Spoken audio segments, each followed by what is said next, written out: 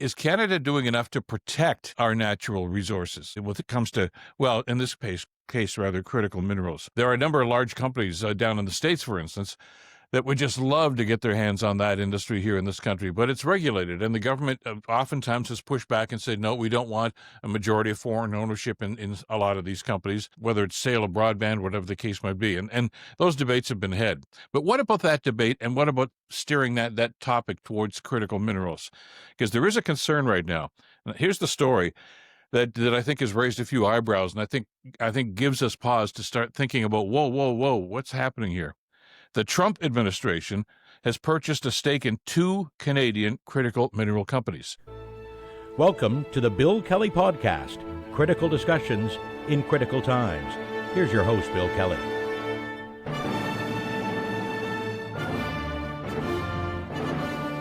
Hey, welcome to another edition of the Bill Kelly Podcast, critical discussions in these very critical times. I'm your host, Bill Kelly. Good to have you with us today. And welcome aboard to some of the new folks that have subscribed. Thank you so much for the subscriptions. It's great to see those people supporting what we're doing here in the podcast. You can just hit the subscribe button after you listen to this one, or anytime you want, as a matter of fact. Lots of work to do here. Lots of discussion needs to be had about some of these critical issues. And by subscribing to our podcast, of course, you help us to continue with that work. Want to talk a little bit about, well, sort of economic development, national defense. These things are all tied together under this bigger umbrella of what we call critical minerals. I know that's a phrase we've heard an awful lot in the last little while from prime ministers and premiers. And what we do know is that Canada is rich in raw materials when it comes to things like that. We're talking about things like copper, lithium, and so many different things that are going to be key to the new technologies that are developing or already developing, I guess. When it comes to, I guess one example some people use is the EVs that are going, and batteries that are going to have to be developed and built and improved, etc. But there are so many other uses for these critical minerals. And we know, for instance, in Ontario, we've got what's called the Ring of Fire, which is a patch up in northern Ontario, which is rich with these minerals. And there's some debate going on as to how we're going to mine those, who should get what, etc. I know some First Nations groups are very concerned because a lot of that's on their land. And those are things that need to be worked out. But there's a bigger item here that I want to talk about in this particular edition of the podcast. Is Canada doing enough to protect our natural resources when it comes to, well, in this case rather, critical minerals? There are a number of large companies down in the States, for instance, that would just love to get their hands on that industry here in this country, but it's regulated, and the government oftentimes has pushed back and said, no, we don't want a majority of foreign ownership in a lot of these companies, whether it's sale of broadband, whatever the case might be. And those debates have been had. But what about that debate, and what about steering that topic towards critical minerals? Because there is a concern right now.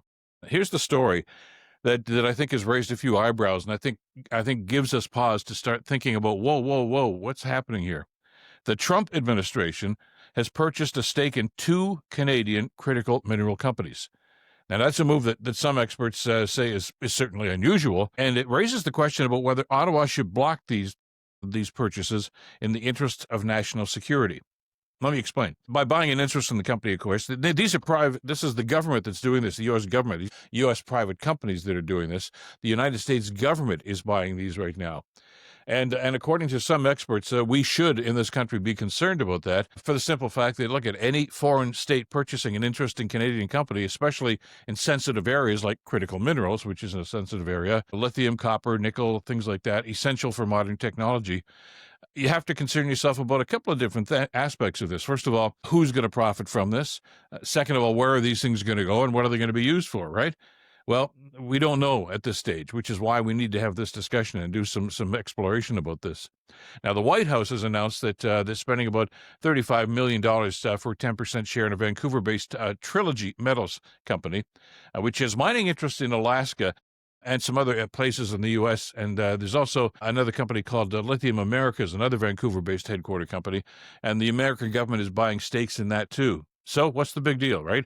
They're mining stuff down there, so what? Well, it is a big deal for a whole lot of reasons. First of all, those are Canadian companies. Second of all, those interests may be down in some parts of the States right now, but they're also companies that could be part of the solution for what's happening with the mining of things like the Ring of Fire that we just talked about, or some of the other deposits in other parts of the country. So what the U.S. government is doing, and what some critics are very concerned about here, is getting a foot in the door for some of these companies. Now, it's only a small percent. I think 10% is what we talked about with these two companies. But there is an option for them to purchase more and to have a bigger influence, a seat at the table for the board of directors, which gives them an opportunity to not just have input, but possibly influence the ways these companies are going to operate and where that raw material is going to be sent. And that's the problem. And I guess the overriding question, and I think it's something that's very germane to what's happening politically these days, is will the political interests of the U.S. government dominate what they want to do with these companies? You understand what I'm talking about here? This is not just saying, okay, we'll sit there and boy, everybody will benefit this and we'll make sure that company gets their share and this company gets their share. Will the U.S. use this opportunity right now to dominate and simply say, for instance, from here on in, all the minerals that we mine for these companies actually produce are all going to go to the United States companies?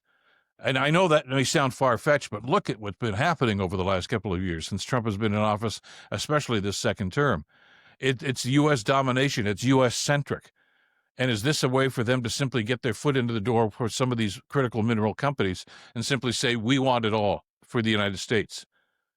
And don't think that it can't happen. He's already doing that with the auto industry. He's doing that with the agricultural industry. Trump doesn't share. Trump doesn't partner. Trump wants to dominate and take over. And there's a very, very real concern, I think, that could happen here with these critical minerals. So what's the Canadian government doing about this? Well, there are certain bylaws and statutes that are in place already for protecting Canadian interests. And that's what we have to look at right here. The government can approve significant foreign state investment in a sector for an exceptional basis, meaning there has to be a clear net benefit for Canada. Well, if that's the criterion, I'm asking right now, what's the net benefit to Canada for U.S. government to be buying interest in these mining companies and possibly having an impact on where we're going to be developing these and where those critical minerals are going to go? You know, we talked about things like, well, this is a phrase that Trump just loves to throw around. It's an interest of national security. Well, we should be concerned about our national security too and protecting our assets and our minerals, because clearly Trump and his administration don't give a damn about Canada's interests. And is that the attitude that these people are going to take? Because don't forget, this is the government that's bought this, not American companies. It's the American government that's buying into these right now. So is there being a concern here about supply chains? As we mentioned, are they going to be insistent as they sit at these boards of these Canadian companies that the supply chains be interrupted and those supply chains be directed to the States and not to Canadian interests, not to Canadian industries? It could happen. It's not far-fetched. A year and a half ago, if you'd said that, people say, "Come on, this is the United States. They're our friends."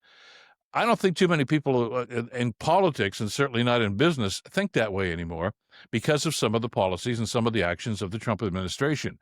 And the attitude that Trump and his minions up there simply tend to purport all the time is that it's America, America, America. So, it's not likely to happen here. I think is a rather naive approach to what's going on right now. We talked about U.S. companies, tech companies and telecommunications companies that are trying to get their foothold here in Canada, and the government has resisted.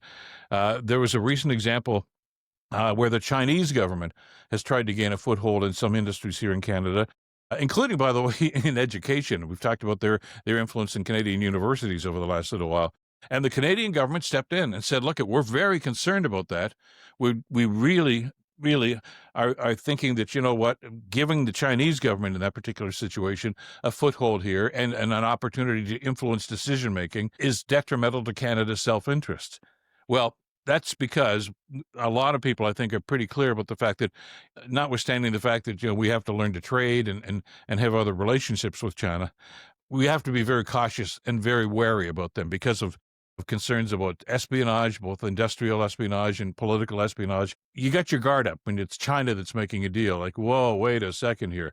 Are they going to start implanting things into Chinese EVs in this country, listening devices and on stuff that, ordinarily we'd think those are the bad guys. And what's their ulterior motive? Well, many people are suggesting that, in dealing with the United States these days, especially being heavily influenced by the Trump administration, we need to take that same diligence towards these American companies, especially now, because this is not just an American private enterprise that's doing this, it's the American government themselves they're buying into these companies. Do they simply try to extract these minerals and say, we're going to use these for the American military? Canada, you're shut out, even though it's a Canadian company? This is Trump we're dealing with here. And this is a whole different mindset. And I'll go back to something that Prime Minister Carney said and has reiterated time and time again. The relationship that Canada and the United States have had for generations about trade and trust and, the longest undefended border, and we're all dear friends here, that's over. And that's damn well something that we need to be aware of. It's because of Donald Trump, and it's because of the Trump policies, but we can't simply turn our backs and say, yeah, well, they wouldn't do it with this too. Sure they would, and absolutely they would. So I think there has to be a discussion here with Canadian officials and with the Canadian government about the impact that this could have, and whether or not the government has to go so far as to block this sale, to block the U.S. government from having a stake in these companies, these Canadian companies. I think it's worthy of a discussion.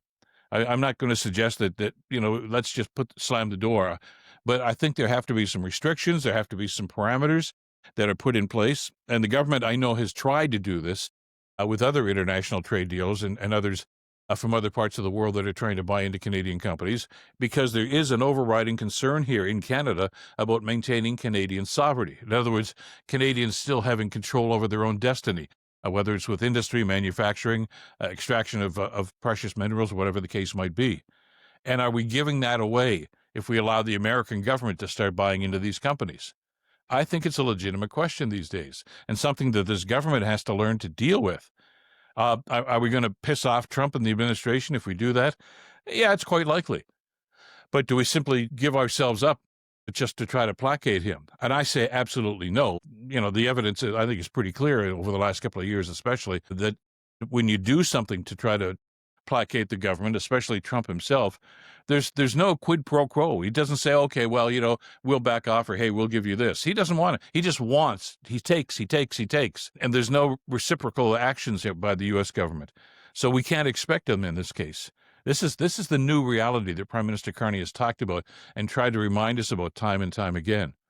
And I know that, there are stories, and we've talked about some of these stories over the last couple of podcasts, that, there were some cracks in the Team Canada, approach to what's going on here. Some of the premiers, including Ford and certainly Scott Moe and Canoe and others, are upset and saying, well, what about us? And there's some fractures here in the solidarity that was so evident, I think, a few months ago. And I understand that. I think we all understand that there's a certain frustration that's going on with the negotiations here. But the constant in this whole thing that Dominic LeBlanc and Prime Minister Carney and others have talked about is that you're dealing with a government, the Trump government, that simply doesn't want to make a deal. They simply want to take. And we have to have, I think, a clear understanding that mindset is what they're taking when they do this. This is not, hey, our good buddies down in the States, yeah, they're getting into this, but don't worry about it, because they always recognize Canada's interests in these matters. They don't anymore. So I don't know where they're going to go on this. Like I say, there are agencies that are in place right now to review these things and simply say you can't do that. I know that these companies would love to have investment from, whether it's the United States, Germany, China, whatever the case might be. Money makes the world go round when we're talking about the international economies. I understand that too. But we also have to understand the implications this is going to have, both short-term and long-term. If we're to believe that these critical minerals are essential to Canada's economic future, and I think there's a very strong argument for that, whether it's EVs or other technologies, the development of military equipment, and Canada's made a commitment to that, of course, under the Carney government, the advanced manufacturing that is coming about, and the evolution that's happening in manufacturing technologies. These minerals are going to play a key part in that. It's not just EVs. There's so many other uses for what we need to be doing and what other countries need to be doing going forward. We've got the raw materials here. The takeaway here is that we have to exactly look at what's happening here, and I think analyze with eyes wide open about the impact that foreign investment can have here. We can't let others take away what is truly ours and what are going to be the underpinnings and the foundations of our economic future too. So we'll be watching how this develops over the next little while and see just how the government reacts. It's a balancing act. So we'll see how the Prime Minister and others handle this. But we need to be aware. And that's one of the things we've talked about constantly on the podcast here. Be aware of what's happening.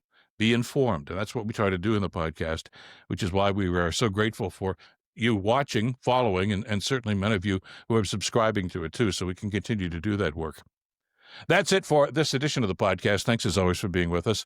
And by the way, if you're watching on YouTube, good to have you with us. Make sure you hit that notification bell and pass the word on to that.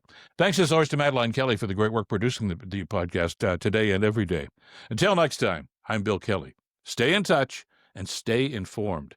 Bill Kelly Podcast brought to you by Wizen's Law, personal injury lawyers. Listen, you didn't choose to get injured, but you can choose the right lawyer. Wizen's Law, 905-522-1102 or wizenslaw.com.